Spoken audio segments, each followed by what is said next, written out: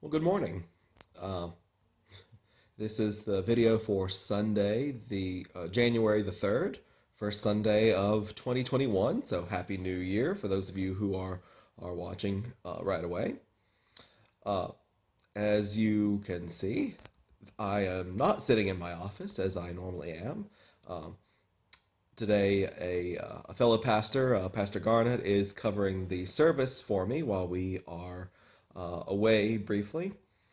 Um, So I'm certainly thankful that he was able to do that for us.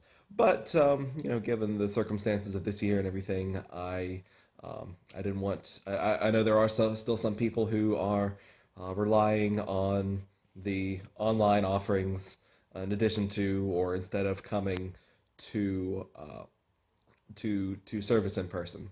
So for those of you, I didn't want to leave y'all hanging, even though I'm not there for the service this week. I wanted to just make something quick for y'all, just so that there is some sort of you know, brief devotional video. I'm not going to do the whole, even the whole devotion kind of service that I normally do um, for a Sunday morning. But I did want to just look briefly at the text that the sermon would have been covering. And the text is 1 Timothy chapter 3, verses 14 to 16. So again, if you want to open that up and read along, that's 1 Timothy 3, verses 14 to 16. I'll go ahead and read that now. And I think the format of this is going to be a little bit more like those Wednesday Bible study videos that I was doing back before Advent started. So, um, the reading is Paul is writing to Timothy, to his sort of younger, I guess, assistant pastor or assistant missionary. Timothy is one of several people who travels with Paul. I mean, Paul gets the credit as the missionary a lot of the time, and he seems to have been the leader of the group, but most of the time he was not traveling alone. He was traveling with a number of other men and women who were missionaries and evangelists and serving the church alongside him. So Timothy is one of those younger men who, you know, seems Paul really seems to have sort of a father-son relationship with him, or like at least a mentor, a mentoring relationship. So he writes two of these letters to him, and this is the first one of those, First Timothy. So Paul writes, "I hope to come to you soon, but I am writing these things to you so that if I delay, you may know how one ought to behave in the household of God, which is the church of the living God, a pillar and buttress of the truth. Great indeed, we confess, is the mystery of godliness. He was manifested in the flesh, vindicated by the Spirit, seen by angels, proclaimed among the nations, believed on in the world, taken up in glory." So, it's worth asking, why is this a reading for the Christmas season? Because we are still in the Christmas season, right? Um, Today is January the 3rd, which is the 10th day of the 12 days of Christmas. So yes, by the church's calendar, we are very much still in the Christmas season. And that's one thing that sets us apart from the rest of the world, right? From the secular culture around us. Uh, in the world's Christmas, the our culture's Christmas, it's long over, right? In fact, even this whole holiday season is over, according to most people. New Year's is sort of the you know the capstone on all that, the final holiday of the holiday season. So you ask most people outside of a liturgical church tradition, and they'll say, "Yeah, Christmas is long. Christmas is long gone. Christmas is, uh, more than a week ago now. Decorations are down, the trees are down. As much as people like Christmas, Christmas doesn't last, and to a lot of people, Christmas can sometimes come as a disappointment. I mean, you wish for things for Christmas and you don't get what you want. Um, Certainly, there are many children who whether they overreached with their wish list, or whatever the situation was. So a lot of kids, maybe they got something, but they didn't get that one thing that they wanted the most. You know, or for those of us who are, I guess, have more more adult Christmas wishes. A lot of us weren't able to get together um, with family and friends the way that we wanted to for Christmas or for New Year's. Um, some of us who were able to get together with our family, there were still things were still just not the same. With um, if one person starts developing a cough or a congestion, everyone panics and thinks, oh, it's got to be coronavirus. And, everyone rushes off to get tested,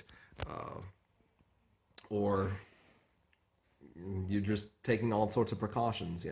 Um, we were able to get together with some of our family, but my brother-in-law was running around with alcohol wipes, swabbing down all the surfaces in the house multiple times a day, in an effort to prevent the spread of whatever.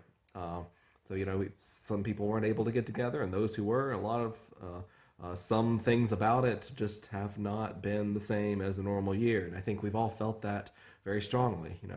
This Christmas is, in some way probably a disappointment because of how different it is from usual, and especially when it comes to things like Christmas, we don't really like different. Especially, even people who aren't, you know, so stuck in tradition or opposed to change or things like that. Christmas traditions are one of the most powerful things that people have. I've noticed that this. Uh, it has to be just the right way, just the right family traditions that you have together. Uh, so in that case, perhaps this year was not the best Christmas that we've ever had, and th- the world's Christmas, or the cultural Christmas the family Christmas that we have in this sense is possibly going to distract us from the true meaning.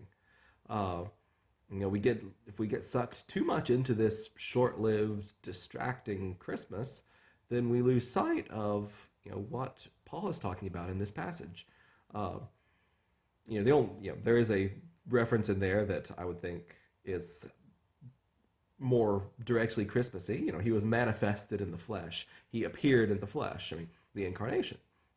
With that, from Gabriel appearing to Mary and announcing to her this miracle that's going to take place, to 9 months later, the birth in Bethlehem. This is this manifestation in the flesh, this appearing in the flesh. But um, but as part of the bigger context that he puts it in here. So we'll look at the whole context of what Paul is talking about in terms of who Jesus is. Yeah, and he calls it the mystery of godliness, or different translation, the mystery from which true godliness springs. Um, in this sense, the godliness, I believe I mentioned this maybe a few weeks ago in relation to a different passage, but this word here for godliness, when you hear that, don't think about, godliness is acting in a godly way. Um, and that's not what this particular word is talking about. This is more of like an inner devotion, like the godly, the piety in your heart, reverence towards God in your heart, in your attitude, in your mind. So it's not, this is not godliness in terms of talking about our actions as acting in godly ways or obeying God's law. This is, again, if I use the NIV translation, the mystery from which true godliness springs, the mystery, the the way that God has worked that is mysterious to us human beings, that is unexpected, that is, we would never have guessed any of this without divine revelation, without God telling it to us. So this mystery from which our true godliness, our true piety and devotion towards God comes. And this is all about Christ. All right. So what is the mystery really is because sin has hidden it from us. I mean, the reason that God is hidden from us, the reason that we are separated from God is purely because of our sin. And therefore, the mystery of godliness, this mystery of true piety and devotion and reconciliation, connection with God. This comes purely by his revelation to us, and it comes through Jesus. So this is, whenever when the New Testament talks about a mystery, and the word is used several times in different contexts, it's not necessarily saying that it's something that we don't know about, or say something that is like, Agatha Christie murder mystery kind of a thing, a puzzle to figure out. That's not what the word mystery is meaning here. It's meaning something that is beyond human ability to successfully interpret or decode or find.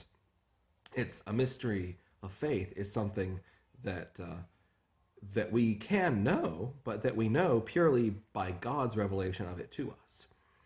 And so the mystery of godliness that Paul's talking about here, what he calls this mystery of godliness, or the mystery of faith from which our faith comes, is all about Jesus. And so we see that here. He was manifested in the flesh. That's Christmas. That's the incarnation. Vindicated by the Spirit. Sounds to me like it's talking about his baptism and the Spirit coming down on him at his baptism in the Jordan River, which is going to be next week's text. Seen by angels, proclaimed among the nations, believed on in the world, was taken up in glory. That all these things, vindicated in spirit, seen by angels, he rose from the dead. In this, what other parts of the New Testament refer to as a vindication. This signature, this seal of approval that God places on him by this resurrection. That the fact that his life and his death on the cross are pleasing to God, are demonstrated in the fact that he comes back from the dead. And he is indeed seen by angels, attested to by angels. The angels are there to tell the disciples and the women at the tomb what has happened. Proclaimed among the nations, certainly that has happened and is continuing to happen for 2,000 years. Believed on in the world. People from all over the world have faith, taken up in glory. Again, the ascension. So this little, I would even call it a miniature creed, or a sort of a prototype of the creed that we use on a regular basis. This covers the highlights of Jesus' life. Birth, baptism, resurrection, and ascension. Not to mention the preaching of the proclamation of him throughout the world. And this all points us back to, Paul's point here is really pointing back to the church, which he calls the household of God, the church of the living God, the pillar, the foundation of truth, or the buttress of truth in the ESV translation. That the things this is the result of what God has made known to us. He has made himself known to us in Jesus and in all these events related to Jesus, this mystery of godliness. And all this brings us together in the household of God, in the church. When this message is proclaimed to all nations, and that reminds us in the Christmas story, the message of the angels, that glory to God in the highest, and peace on earth, goodwill towards men. The goodwill of God towards humanity is shown here in this mystery, this wonderful thing that is revealed to us. And so the Christmas message is appropriate. Well, of course, it's appropriate all times of year, but because it is all about this good news, about this peace and reconciliation with God, that God is the one who comes down to us, who has appeared in the flesh, and then it goes on to accomplish all these things for the sake of our own godliness, for the sake of our own faith, and the benefits that we gain through that faith. So, this is very much a Christmassy passage in that sense, and it's a good reminder to us that, just as the secular Christmas season is over and people are probably sick and tired of it by now, that the Christmas season of the church is certainly not. we are still in the 10th out of the 12 days of Christmas, and that while this continues, that we continue to celebrate.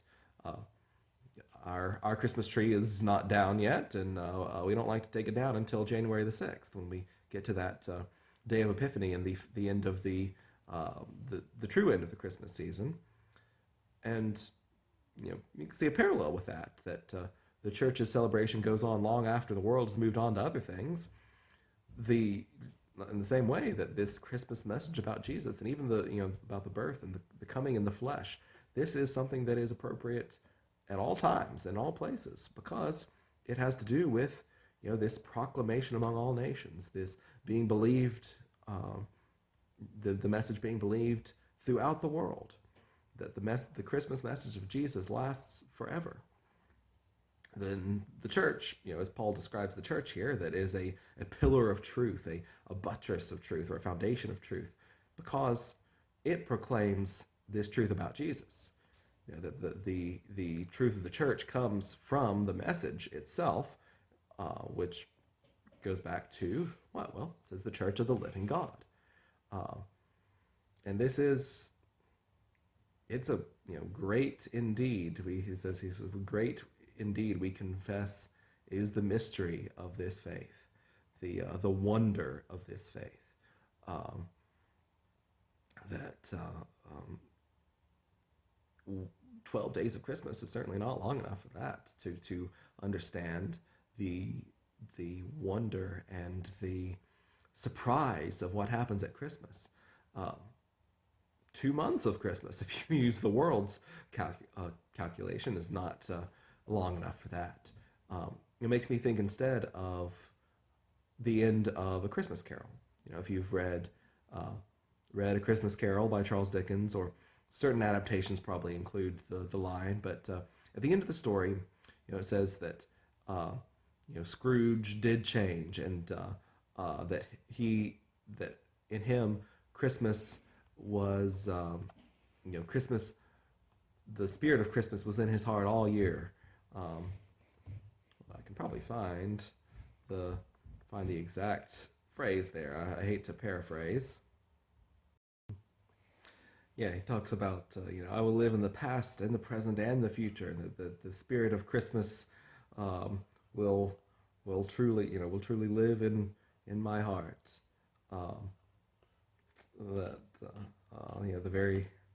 The conclusion of his story, that if it was always said of him that he knew how to keep Christmas well, if any man alive possessed the knowledge, may that be truly said of us and all of us. And so, as Tiny Tim observed, God bless us, everyone. So, of course, Christmas Carol is hardly a replacement for Bible, but may it be said of us that we know how to keep Christmas well.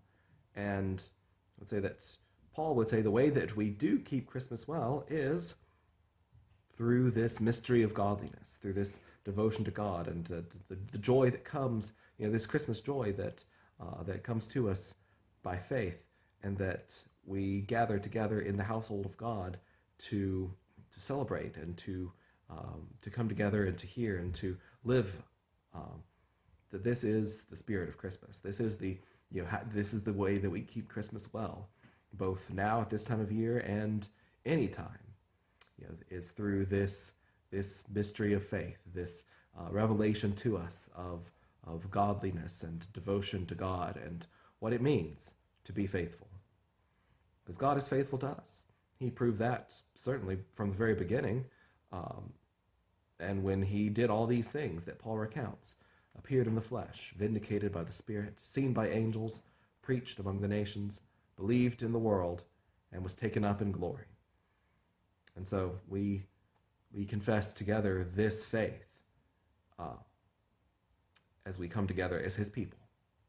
And that this is the truth of Christmas and the truth of the church, that has the power to bring us to him and to give us this peace and this joy now and every day of the year. So Happy New Year, and I will be back with you next week.